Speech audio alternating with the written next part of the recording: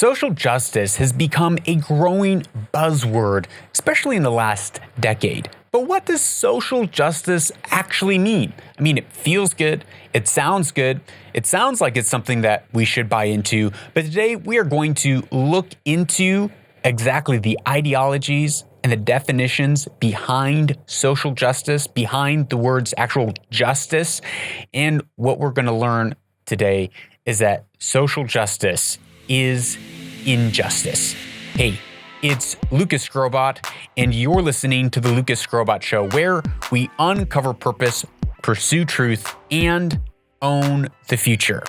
As I mentioned, we are going to be talking about social justice today because we need to know what we are talking about. We need to be concise in our language. If we are not concise in our language and we are calling up down and down up and good bad and bad good, well then the words lose all meaning, morality lose all meaning, virtues no longer exist. But if we are going to be anchored in our life and find a way forward into the future that we might own our future, that we might make an impact, that we might fulfill our destiny, we have to be sober-minded. We have to understand the things that we are talking about in a concise way so that we can organize the world and build a framework for us to move in the world. But before we get into today's episode, I want to talk to you about my book, Anchored: The Discipline to Stop Drifting. I wrote this book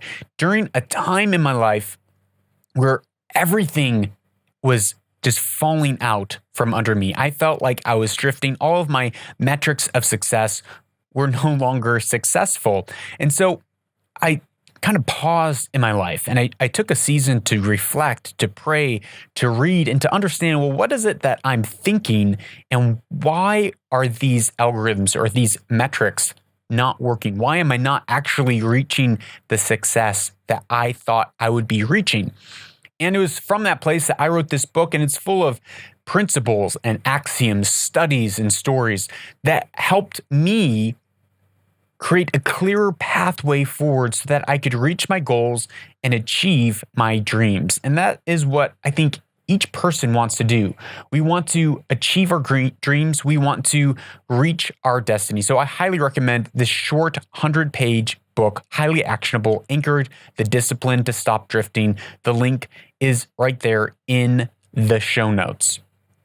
Now, as I said, for us to understand how to move forward in the world with a clear framework that we might see the world rightly, we have to be able to define the terms that we are using so that we are on the same page when talking about ideas, talking about ideologies.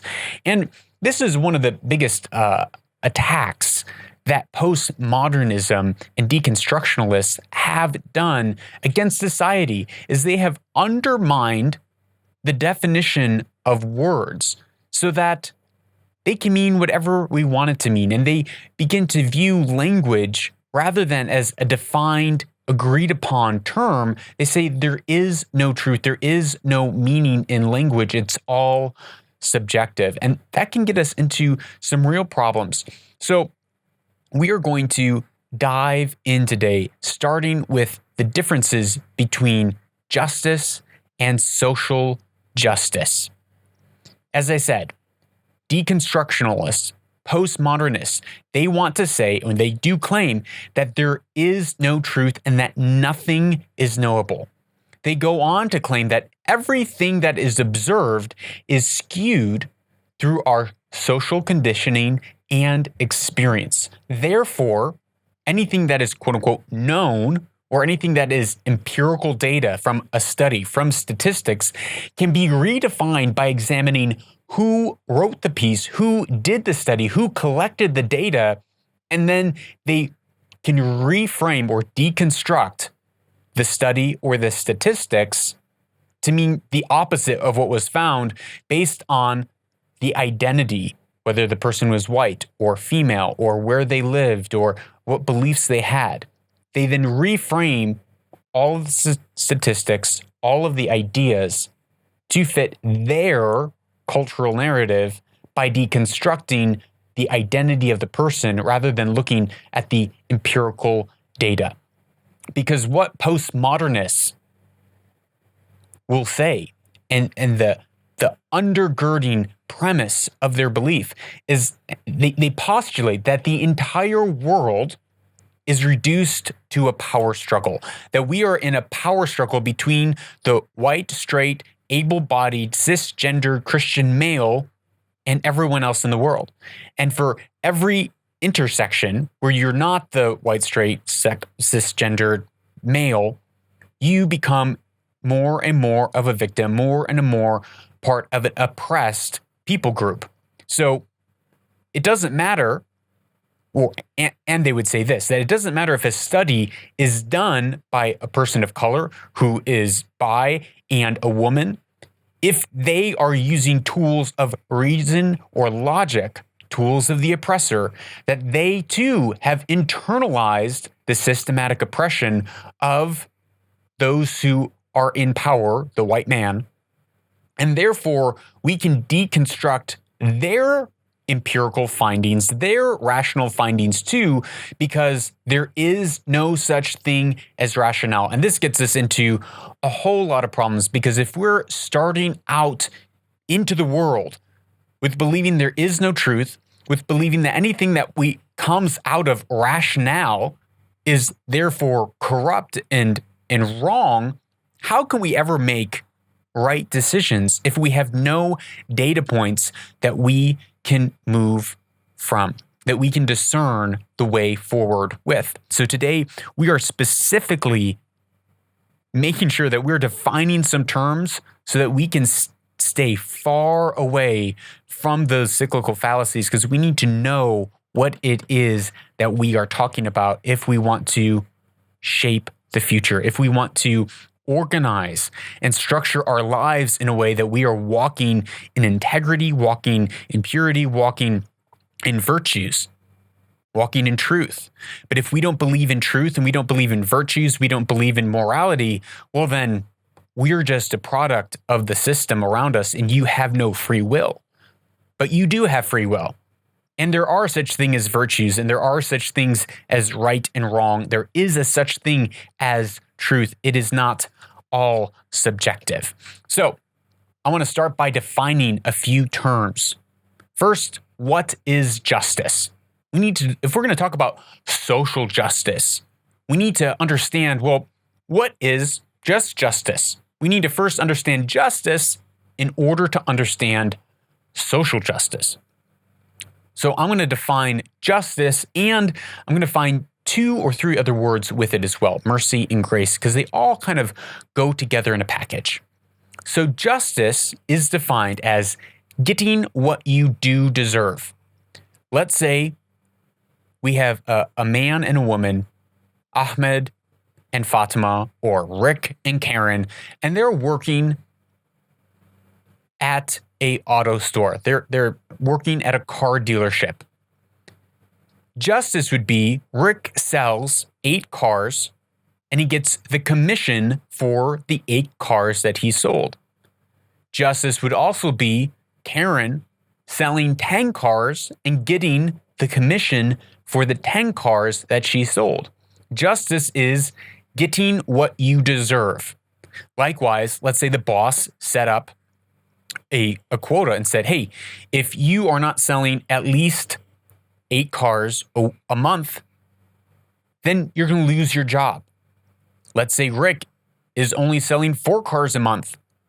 Well, justice would be that Rick loses his job because he didn't meet his quota. That's justice.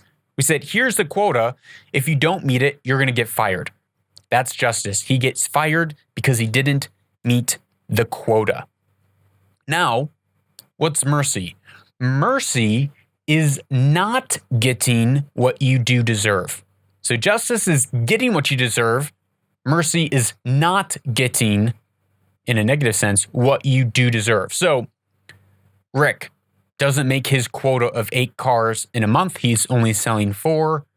The boss comes to him and says, hey, Rick, I'm going to have mercy on you, and not fire you this month. I'm going to have mercy. You deserve justice, which is you get fired because you didn't meet your quota, but I'm going to have mercy, and I'm not going to punish you the way that I should punish you or judge you the way that I should release judgment on you because you didn't meet your quota, but I'm going to have mercy on you. And the third word that I want to define right now is grace. Now, grace is getting what you did not deserve or getting what you did not earn. So notice, justice is getting exactly what you earned. You do bad, you get bad. You do good, you get good. Mercy is not getting what you do deserve. You do bad, but we're not going to punish you. It's kind of this neutral. Grace, however, is getting what you do not deserve. So let's say there's a bonus incentive at this car dealership. And they say if you sell 15 cars in a month, not only would you get your bonus, or not only would you get your commission for those 15 cars, but we're also going to give you a bonus. Well, if Karen sells her 15 cars, she gets her commission plus her bonus, that would be justice. She got what she deserved. Now let's say Rick only sells 14 cars. The boss likes Rick. He wants to bless Rick. He wants to be kind to Rick. He would be giving grace to Rick to say, hey, Rick, you know what? You sold 14 instead of 15 cars. You were one short. I'm going to give you your bonus anyways. So you're going to get your commission of 14 cars plus I'm going to give you your bonus. That is giving him grace. He did not measure up to the requirement, but he still got the reward for something he did not fully do. That is grace. Now, within the idea of justice and mercy and grace, there's something that comes into play, and that is the word judgment. Now, oftentimes, especially in the circles I run in, the word judgment is like this faux pas, well, we're not supposed to judge.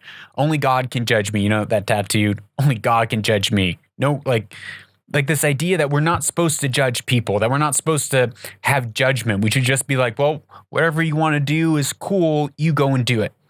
But the word judgment really means to discern, to be able to see the world rightly, to be able to discern between good and evil, right and wrong. So judging the poor with equity is justice.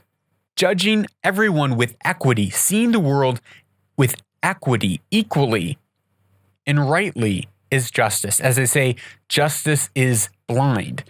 Justice makes judgments without favoring one party or the other. This is what is just or right.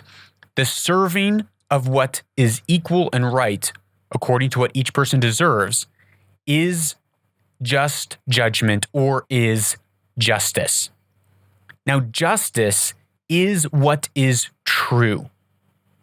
And we have to judge according to what is true in order to carry out and execute justice. Because if we don't, then we're actually acting unjust if we're not able to make just judgments. So what is true is living with a right standard or with righteousness. That's also what justice is. So as I said, judges and judgment, we have to be able to judge and make judgment in order to carry out justice, in order to give according to each one's deeds. So the owner of the car dealership has to make a judgment based on what each person does in order to reward or punish them. And if they are impartial, then they're acting justly. If they're impartial, they're not playing favorites.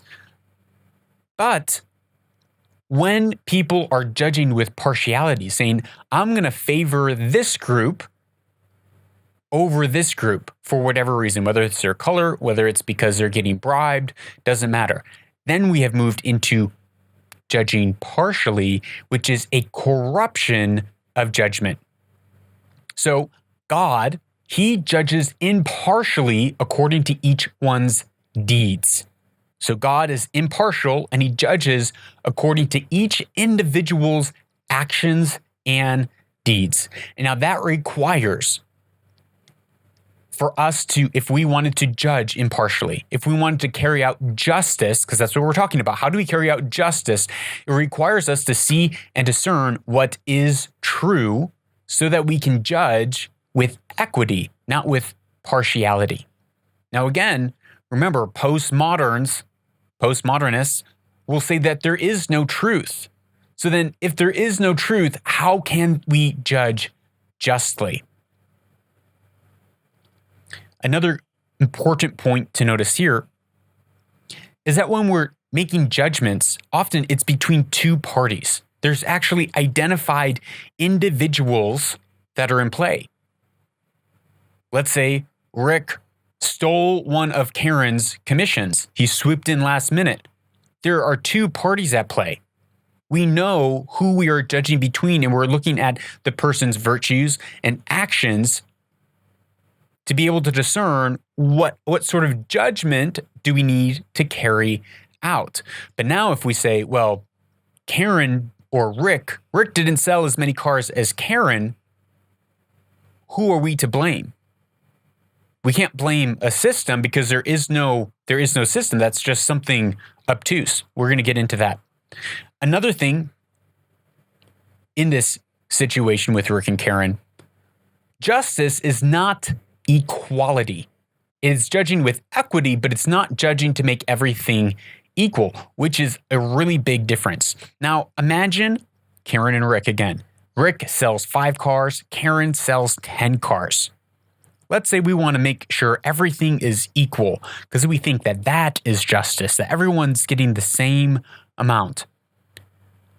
Karen sold 10. She should get the commission for 10, but because we want to make everything equal, Karen is going to get the commission for 7.5 cars. And Rick, even though he only sold 5 cars, is also going to get the commission for 7.5 cars. We're going to pool their combined sales together, divide it in 2, and we say, here, you each get an equal amount. Now, my question to you, is that justice? Is that judging with equity? No.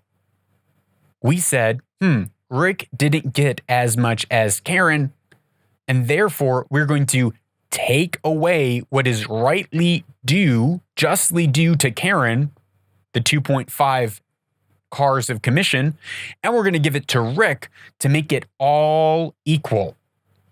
That is not justice. When we are trying to make sure everything comes out equally, we have actually corrupted justice. We're no longer judging with equity. We are trying to make everything equal, which that's the crux of the matter. That is the very crux of the matter. When we are operating in justice, everyone's getting what they are due. Not everyone is getting the same thing. And that is a huge difference between the idea of justice and social justice as we are about to see.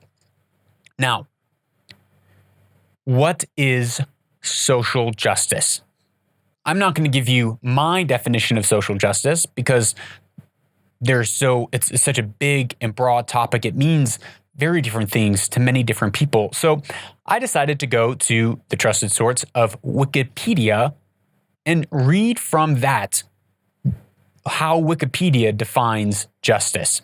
It's this, or social justice. Social justice is a concept of fair and just relations between the individual and society. Not between two individuals, but between the individual and society, as measured by the distribution of wealth, opportunities for personal activity, and social privileges.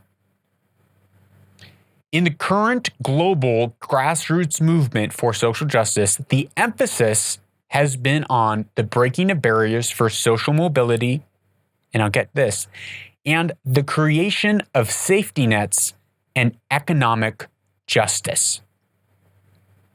It goes on to say, social justice assigns rights and duties in the institutions of society, which enables people to receive basic benefits and burdens of cooperation. The relevant institutions often include taxation, social insurance or government insurance, public health or government health, public schools, government schools, public services, labor laws, regulation of markets to ensure fair distribution of wealth and equal opportunity. Now, I don't have a problem with equal opportunity, but if you notice what we just read here, they are saying that social justice is a fair distribution of wealth, saying that wealth needs to be distributed equally. It's also saying that we need to have our institutions create safety nets for people, that all of a sudden the government is creating safety nets and quote unquote economic justice for people by giving people government healthcare and government schooling and government services. The point that they are saying here, it is about a redistribution of wealth. It is about that example where Karen sold 10 cars and Rick sold 5, and we are going to redistribute the wealth so everything comes out equal. This is the basic idea of social justice. Now, this is what the UN says. The UN says, quote, social justice may be broadly understood as the fair and compassionate distribution of the fruits of economic growth. Now, here's a problem. First, okay, fair and compassionate according to who? Well, it's according to the government. So there's now a select group of people who are saying this is what we have determined is fair and compassionate, and it is fair and compassionate to take from Karen to give to Rick. It's just this Robin Hood ideology, which is really a glorification of envy, which used to be one of the 7 deadly sins.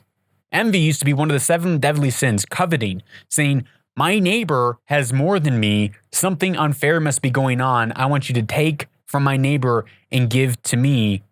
That's envy. That is not a virtue.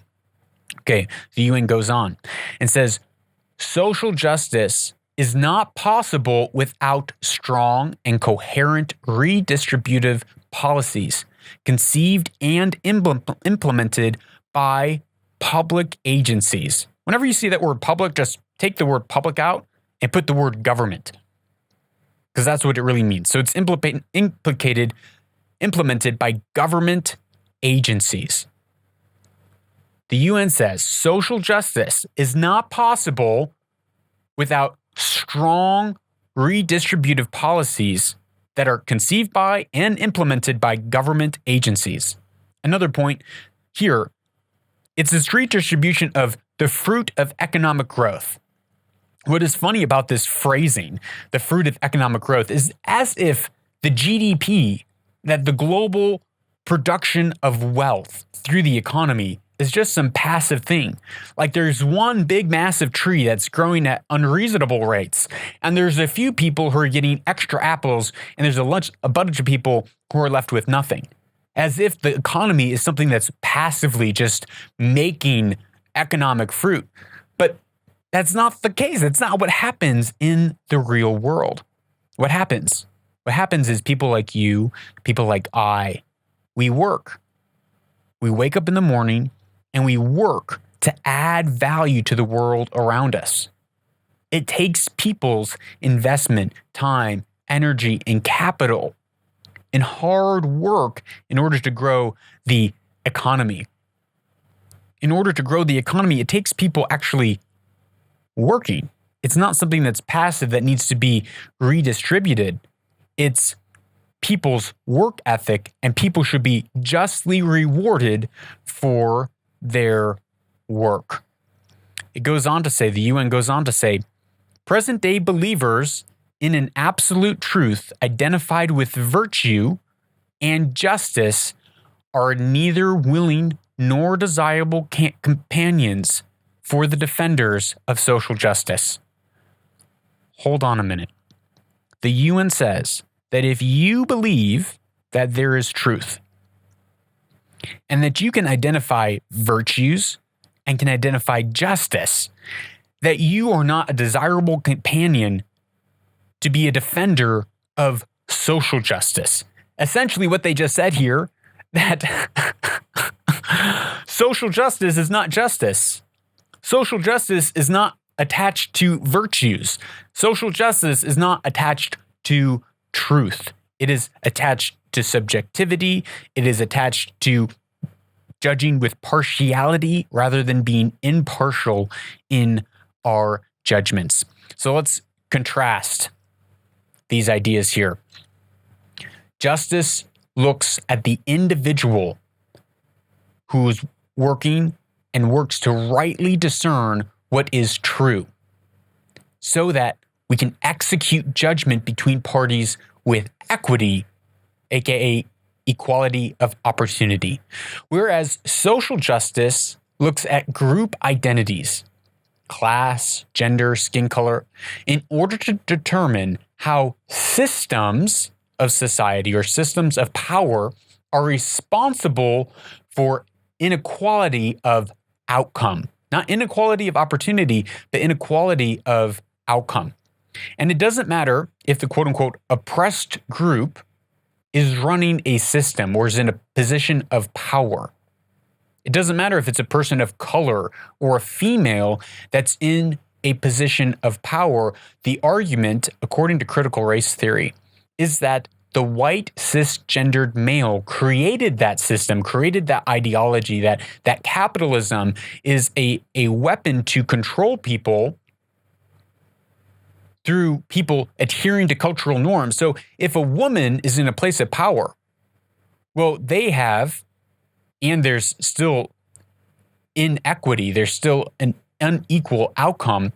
Well, that person, these people are still part of a system, and the system is racist, not a person is racist. The system is corrupt because it was created by someone with a worldview who believes in truth, who believes in giving people what they are due by their work rather than privileging someone based on their skin color and taking from those who have and giving to those who have not. This is called a cultural hegemony, aka holders of power who oppress one group over another. So now, where does this hegemony come from? Well, Marx argued that the hegemony, that the power struggle between two classes was in class. It was the rich oppressing the poor, the proletariat being oppressed by the bourgeoisie, the rulers oppressing the workers. But then it morphed into cultural or neo-Marxism, which that's what critical race theory spun out of. And that was done by Antonio Gramsci, an Italian Marxist philosopher. Gramsci is best known for what's called cultural hegemony, which describes how the state and ruling capitalist class, or the bourgeoisie, used cultural institutions, aka capitalism, to maintain power in capitalistic societies. The bourgeoisie, in Gramsci's view, developed a hegemonic culture using ideology rather than violence and economic force or coercion. The hegemonic culture propagates its own values and norms so that they become common sense values of all, thus making everyone maintain the status quo. The hegemonic power is therefore used to maintain consent to the capitalistic order rather than coercive power or force to maintain order. So what he is meaning here is that the hegemonic power of the white man created a cultural system called capitalism, and through common sense and values, they're using that to make everyone fall into line with cultural norms, and that is how they are mass controlling all of society. And that capitalism, which essentially says you get for what you work for, that you have the freedom to pursue your own happiness. You have the freedom to provide for your family, the freedom to own land, the freedom to create generational wealth and pass it on. But what Antonio said is essentially that those who are in minorities, those who are not of the white, cis, male, able-bodied group, that group is oppressing all the minorities through their cultural hegemony. Social justice used to mean helping people who were victimized by crime, whether it's sex trafficking, the killing of babies in the womb, or infanticide. It's putting an end to practices that are extremely destructive and harmful to individuals. Or it was helping people who lacked natural advantage, whether it's through microloans or NGOs giving distribution in war-torn areas, or helping people who are suffering in famine and drought via natural disasters. And those were often foundations and institutions where people freely gave their money to say, hey, there's these horrible problems in the world. People are dying and starving in Yemen. We want to give aid to these people who are at a natural disadvantage because of natural disasters or war-torn areas. We want to help. But that is no longer what social justice means. Social justice has come to mean the disparity of outcome is due to color, gender, race, or sex. And it is because of a system that has been propped up against you, not because of your personal decisions, that would be victim blaming, and not because we can identify a specific individual or action that happened that oppressed that person. It is this ambiguous system, and because you happen to look the part or happen to be born the part, you are either a part of the oppressor or the oppressed, just based on your skin color, just based on whether you're male or female, and therefore you're guilty or, a victim, an oppressor or a victim, based on how you were born, and that's something that you can't escape. But Friedrich Hayek from the Austrian School of Economics, who won the Nobel Peace Prize of Economics in 1974, he stated that he rejected the very idea of social justice as completely meaningless, self-contradictory, and ideological, believing that to realize any degree of social justice is completely unfeasible, and the attempt to do so would destroy all liberties. Why would that be? Well, if we go back to the example of Karen and Rick, in order to create social justice there, we have to take away the liberties of Karen, who sold more cars, in order to give those financial resources to Rick. We had to take away someone's liberty. We had to say, you know what? You achieved more than someone else. That must be because of some sort of corrupt system, unjust system. We can't point to it. We don't know what it was, but it's the system that's at play, because if all the systems were completely just, then everyone would have the same level of success. He goes on to say that there can be no test by which we can discover what is socially unjust. There's no way we can tell. Hayek says there's no way we can tell what is socially unjust, because there's no subject by which an injustice can be committed. Because remember, it's not a person that's creating the injustice. It's not an individual actor. It's this ambiguous system. It's the system that needs to be done away with. And so he says social justice does not belong to the category of error, but to that of nonsense. It's like saying, like, the term social justice is like the term a moral stone. Well, a stone isn't about anything. A stone isn't an actor. It is just an object. A stone cannot be moral or immoral, but it's the people who use that stone that can either turn it into a weapon or can build a house. There's no such thing as a moral stone or a moral object.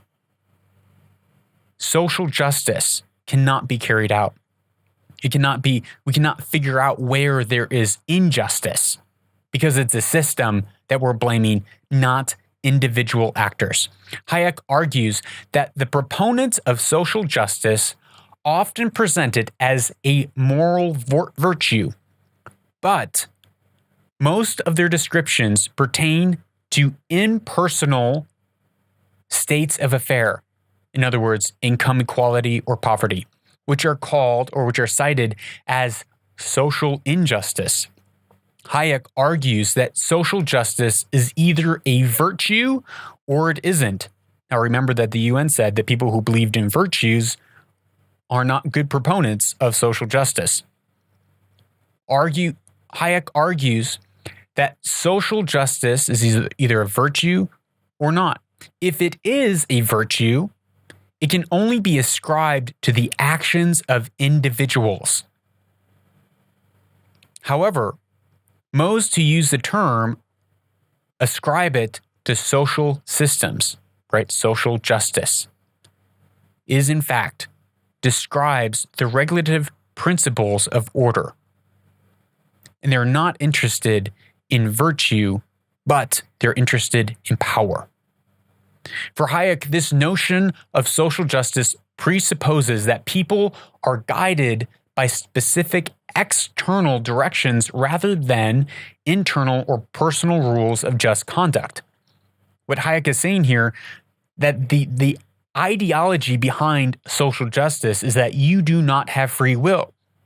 You are just a cog in the system, and because you are in the system, and the system is bad, therefore you are bad, but it doesn't depend on your moral choices or just or unjust behavior. It is just the system, because social justice makes the argument that you do not have free will, you do not have agency.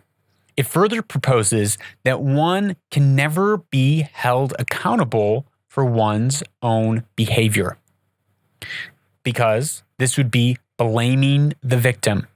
Thus, for Hayek, the function of social justice is to blame someone else for your own troubles. Often is attributed to the system, because there's not a person to blame, we have to blame the system, or those who supposedly or mythically control the system. Thus, it is based on appealing to the idea that your suffering is not because of your choices, but is caused by powerful others, the oppressor, that must be destroyed. Another argument against social justice is leveled by Ben O'Neill from the University of South Wales.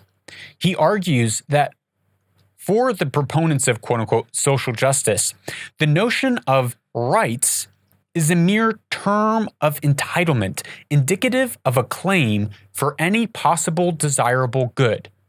No matter how important or trivial, abstract or tangible, recent or ancient, it is merely an assertion of desire and a declaration of intention to use the language of rights to acquire said desire.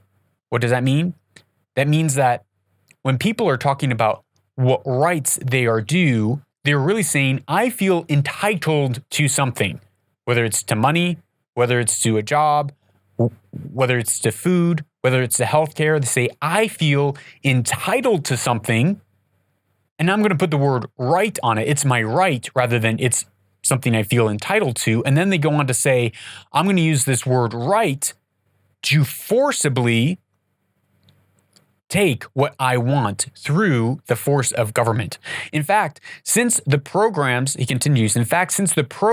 of social justice inevitably involves claims for government provisions of goods paid for through the efforts of others, the term actually refers to an intention to use force to acquire one's desires. So here's Rick. He didn't sell as many cars. He goes to his boss and says, hey, boss, this system is not just. I want you to forcibly take Karen's commissions and give it to me because I have a right to make more money. I have a right to put food on my table. I have a right to fill in the blank. And so they're using force to take from one party and give to another party through government, not through free will. If Karen wanted, she could say, hey, Rick, here is some of my commission because I saw how hard you worked this month.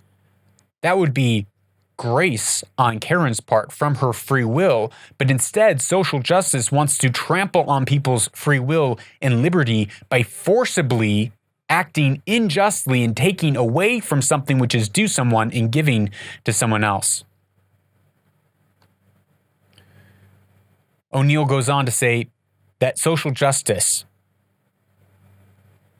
it's not to earn desirable goods by rational thought or action or production and voluntary exchange, but it is to go in there and forcibly take goods from those who can supply it. But the bottom line is this: you and I do not have the right to food. We do not have the right to healthcare. That's not a right. It's not a God-given right to eat. It's we have to work, and if we don't work, we're going to go hungry. At the same time, though, I would say that what is justice? Okay, if social justice is injustice, where it's the government forcibly taking from someone to give to someone else, justice, what is true justice?